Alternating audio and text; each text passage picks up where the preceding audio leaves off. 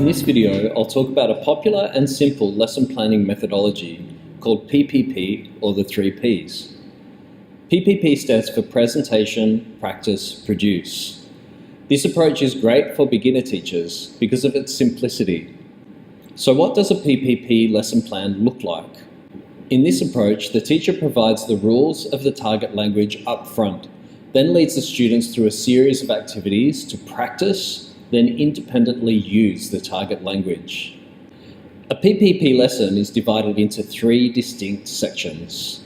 First is the presentation stage, where the teacher presents the target language to students. It might be some new vocab, a grammar structure, a pronunciation focus, or a combination of these things. Whatever language elements are at the heart of the lesson, that's what's presented here.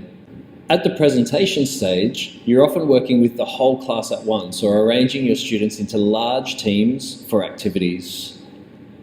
Once you've presented the target language, you'll conduct a concept checking activity to make sure students are ready to move on to the next stage, practice. The practice stage is where students have an opportunity to try out the target language to perform macro skills, reading, writing, listening, and speaking. Here, you set tasks for your students to work on in groups or pairs. Each task should focus on one of the macro skills. Your students should perform that skill using the target vocab, grammar, or pronunciation you presented earlier. At the practice stage, students support one another through the activities in groups or pairs. The teacher still maintains a strong guiding hand by checking in with the groups and assisting as needed. The final stage of the lesson is the produce stage. At the produce stage, students work independently. The teacher sets a project or activity that requires students to apply the target language more freely.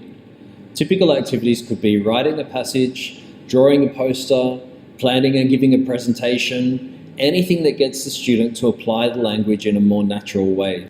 TTT, or teacher talk time, is something you need to be mindful of no matter which teaching approach you use.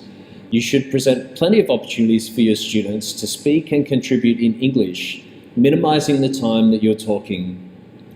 In PPP, your teacher talk time will be highest at the presentation stage.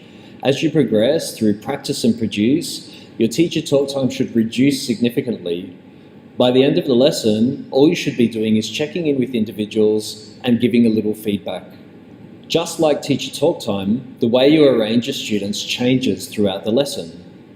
At presentation, you'll work with the whole class or large teams of students. At practice, you'll have your students collaborating in groups or pairs. At produce, students will work independently.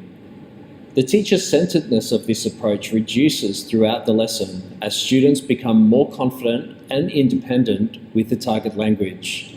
As you progress, students become more and more independent and the teacher moves from the role of expert to facilitator. PPP is a deductive teaching approach, also known as a bottom-up approach. This means you give students the language rules they need up front. You show them how to use the target language, then you ask them to practice and produce. The teacher sets the pace and the structure of the lesson.